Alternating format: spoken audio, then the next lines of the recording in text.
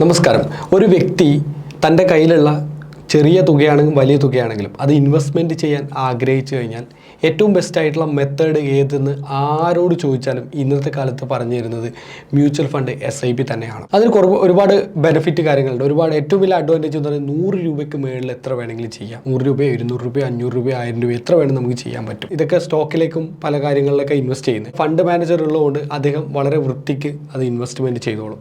ഏറ്റവും കൂടുതൽ ലാഭം എടുത്തു കൊടുത്താലാണ് കൂടുതലായിട്ടുള്ള ആൾക്കാർ ആ ഫണ്ടിലേക്ക് ഇൻവെസ്റ്റ്മെൻറ്റ് ചെയ്യുകയുള്ളൂ. അപ്പോൾ വളരെ ശ്രദ്ധിച്ചും കണ്ടിട്ടുമാണ് ഫണ്ട് മാനേജേഴ്സ് ഈ ഫണ്ടുകളൊക്കെ കൃത്യമായിട്ട് മെയിൻറ്റെയിൻ ചെയ്ത് അതിന് പ്രോഫിറ്റ് നമുക്ക് എടുത്തു തരുന്നത്. അതുകൊണ്ട് തന്നെ ഈ ഫണ്ടുകളൊക്കെ നല്ല രീതിയിലുള്ള റിട്ടേൺ ഉണ്ടാക്കി തരാറുണ്ട്. ആവറേജ് ഒരു 15% റിട്ടേൺ കിട്ടുമെങ്കിലും 20, 25, 30% പ്രോഫിറ്റ് കിട്ടുന്ന പല ഫണ്ടുകളുണ്ട്. ഇന്ന് ഞാൻ നിങ്ങളുമായിട്ട് ഷെയർ ചെയ്യാൻ ഉദ്ദേശിക്കുന്നത് കഴിഞ്ഞ ഒരു വർഷത്തിനിടയിൽ 60% മുകളിൽ റിട്ടേൺ നൽകിയിട്ടുള്ള ഒരു അടിപൊളി മ്യൂച്വൽ ഫണ്ടിനെ കുറിച്ചാണ്. സോ നിങ്ങൾ ആദ്യമായിട്ടാണ് വീഡിയോ കാണുന്നതെങ്കിൽ ചാനൽ ഒന്ന് സബ്സ്ക്രൈബ് ചെയ്യുക. ഇതുപോലുള്ള ഇൻഫർമേഷനുകൾക്കായിട്ട് ഞങ്ങളുടെ വാട്സപ്പ് ഗ്രൂപ്പിൽ ലിങ്ക് വീഡിയോ ഡിസ്ക്രിപ്ഷനിൽ കമൻറ്റ് ബോക്സിൽ കൊടുത്തിട്ടുണ്ട്. ക്ലിക്ക് ചെയ്തിട്ട് ജോയിൻ ചെയ്യുക. മ്യൂച്വൽ ഫണ്ടിലെ നിക്ഷേപം, ഓഹരി വിപണി നിക്ഷേപം എല്ലാം ലാഭനഷ്ടങ്ങൾക്ക് വിധേയമാണ്.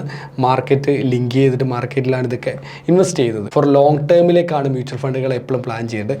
രണ്ട് രീതിയിലും മ്യൂച്വൽ ഫണ്ടിൽ നിങ്ങൾക്ക് ജോയിൻ ചെയ്യാം. ഒന്ന് പല ആപ്ലിക്കേഷൻ വഴി ചെയ്യാം. ഞാനൊക്കെ ആലിസ് ബ്ലൂ ആണ് മെയിൻലി ഉപയോഗിക്കുന്നത്. ആലിസ് ബ്ലൂവിൻ്റെ ലിങ്ക് വീഡിയോ ഡിസ്ക്രിപ്ഷനിലും കമൻറ്റ് ബോക്സിലും കൊടുക്കാം. അതുകൂടാതെ നിങ്ങൾക്ക് നേരിട്ട് ബാങ്കിൽ പോയിട്ട് നിങ്ങൾക്ക് മ്യൂച്വൽ ഫണ്ടുകൾ പർച്ചേസ് ചെയ്യാം. നിങ്ങൾക്ക് ബാങ്ക് അക്കൗണ്ടിൽ ഫണ്ട് ഉണ്ടെങ്കിൽ അവിടെ പോവുക. ബാങ്ക് മാനേജറിനോട് പറഞ്ഞു കഴിഞ്ഞാൽ അദ്ദേഹം ഏത് ഫണ്ടാണ് വേണ്ട ആ ഫണ്ടിലേക്ക് അത് ബാങ്ക് അക്കൗണ്ടിൽ നിന്ന് ഓട്ടോമാറ്റിക് ഡെബിറ്റ് ആവുന്ന രീതിയിൽ സംവിധാനം സെറ്റപ്പ് ചെയ്ത് തരും. ഞാൻ ഒരിക്കലും അതിനെ റെക്കമെൻഡ് ചെയ്യുന്നില്ല. കാരണം എന്ന് വെച്ചാൽ ആ ബാങ്ക് മാനേജർക്ക് അതിൻ്റെ അപ്ഡേറ്റ് കാര്യങ്ങളൊക്കെ നിങ്ങൾക്ക് പറഞ്ഞു തരാൻ സാധിക്കണമെന്നില്ല. മാത്രമല്ല പല ബാങ്കുകളുടെ ആപ്ലിക്കേഷൻ ഇപ്പോൾ അതിൻ്റെ സംവിധാനങ്ങളൊക്കെ ഉണ്ട്. എങ്കിലും നമുക്ക് അത് സബ്സ്ക്രൈബ് ചെയ്ത് വരാനുള്ള ഒരു ടൈം ഡിലേ കാര്യങ്ങളൊക്കെ ഉണ്ടാവും. കാരണം അദ്ദേഹം ഒരു ബാങ്കറാണ്, എപ്പോഴും മ്യൂച്വൽ ഫണ്ട് മാത്രം ശ്രദ്ധിക്കുന്ന ഒരാളല്ല. അപ്പോൾ ഈ മ്യൂച്വൽ ഫണ്ടിൽ എക്സ്പേർട്ടൈസ് ആയിട്ടുള്ള ബ്രോക്കിംഗ് കമ്പനികൾ വഴി തന്നെ ചെയ്യുക. അങ്ങനെ ചെയ്യുന്നതുകൊണ്ട് പ്രത്യേകിച്ച് നഷ്ടമൊന്നുമില്ല. ചെറിയൊരു തുക, ചെറിയൊരു എമൗണ്ട്, നമുക്ക് ചെറിയ എമൗണ്ട് എന്ന് പറഞ്ഞാൽ നമുക്ക് ഒരിക്കലും ഒരു 10 രൂപ 5 രൂപ ആ ഒരു റേഞ്ചിൽ ചെറിയൊരു എമൗണ്ട് അതിലൊരു ചാർജസ് ആയിട്ട് എപ്പോഴും പോകാറുണ്ട്. അതൊരു വലിയൊരു ഫിഗറായിട്ട് ആരും കാണേണ്ടതില്ല. കാരണം അവർക്ക് അതിനനുസരിച്ച് അതിനേക്കാൾ എത്രയോ അപ്ഡേറ്റുകൾ നമുക്ക് തരുന്നുണ്ട്. റിയൽ ടൈം നമുക്ക് മൊബൈൽ ആപ്പിലൂടെ കാണാൻ പറ്റും. ഫണ്ട് ഇൻ കേസ് ഫണ്ടിൽ ഇൻവെസ്റ്റ്മെൻറ്റ് മാറ്റണമെങ്കിൽ അങ്ങനെ മാറ്റാം. അങ്ങനെയുള്ള ഒരുപാട് ഫെസിലിറ്റീസ് അവർ പ്രൊവൈഡ് ചെയ്യുന്നുണ്ട്. നമ്മുടെ മ്യൂച്വൽ ഫണ്ടിൽ നിന്നൊരു എമൗണ്ട് കട്ട് ചെയ്യുകയല്ല ചെയ്യുന്നത്. നമ്മൾ നിക്ഷേപിച്ച് കഴിഞ്ഞ് നമുക്ക് കിട്ടുന്ന റിട്ടേൺസ് ഉണ്ട്. ആ റിട്ടേൺസ് കിട്ടുമ്പോൾ, ഉദാഹരണം ഒരു എക്സാമ്പിൾ ഞാൻ പറയാം.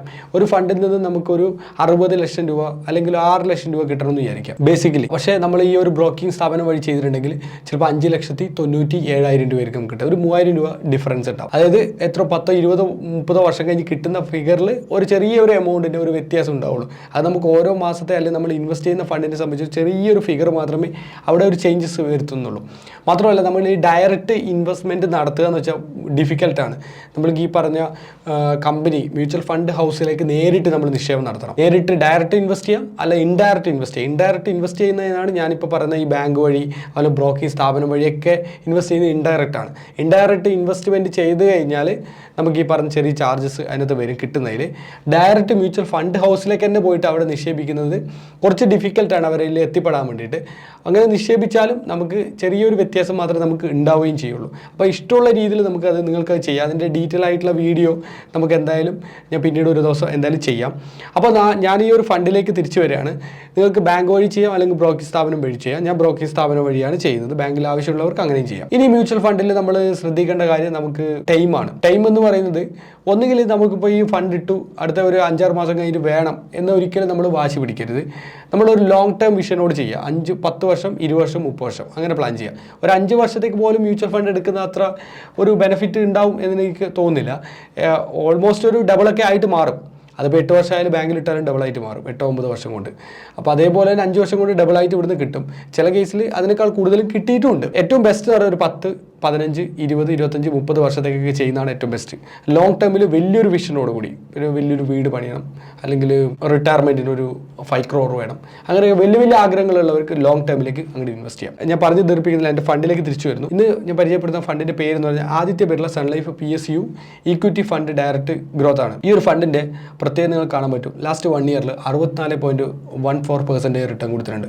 64% റിട്ടേൺ കൊടുത്ത ഒരു കിടിലോ ഫണ്ടാണ്. ഈ ഒരു ഫണ്ട് ലാസ്റ്റ് 3 ഇയേഴ്സിലെ റിട്ടേൺ എത്ര കൊടുത്തെന്ന് നോക്കാം. 43%. കഴിഞ്ഞ 3 വർഷങ്ങളായിട്ട് ഓരോ വർഷവും 43% റിട്ടേൺ കൊടുത്തുകൊണ്ടിരിക്കുകയാണ്. ഓൾ ഇയറിൽ നമുക്ക് നോക്കാം. ഈ ഫണ്ട് തുടങ്ങിയിട്ട് ഇതുവരെ എല്ലാ വർഷവും 31% റിട്ടേൺ കൊടുക്കുന്നുണ്ട്. ആനുവലൈസ്ഡ് റിട്ടേൺ ആലോചിക്കുക. 1 ലക്ഷം ഇൻവെസ്റ്റ് ചെയ്താൽ 30,000 രൂപ, 1 കോടി ഇൻവെസ്റ്റ് ചെയ്താൽ 30 ലക്ഷം രൂപ റിട്ടേൺ, 30% റിട്ടേൺ ഇയർലി കൊടുത്തുകൊണ്ടിരിക്കുകയാണ്. Huge return. ഇതിനേക്കാൾ 40% റിട്ടേൺ കൊടുക്കുന്ന ഫണ്ടുകളുണ്ട്, ഒരുപാട് ഫണ്ടുകളുണ്ട്. അപ്പോൾ അത്തരത്തിലുള്ള ഫണ്ടുകളൊക്കെ നമ്മൾ നിരന്തരമായിട്ട് വീഡിയോ ചെയ്യുന്നുണ്ട്. ജസ്റ്റ് നിങ്ങളൊന്ന് യൂട്യൂബ് ചാനൽ ചെക്ക് ചെയ്ത് നോക്കിയാൽ മതി. സോ ഈ ഒരു ഫണ്ടിൽ ഇങ്ങനെ ഇൻവെസ്റ്റ്മെന്റ് ചെയ്യണമെന്ന് ആഗ്രഹിച്ചാൽ നിങ്ങൾക്ക് മിനിമം SIP എന്ന് പറയുന്നത് 500 രൂപയാണ്.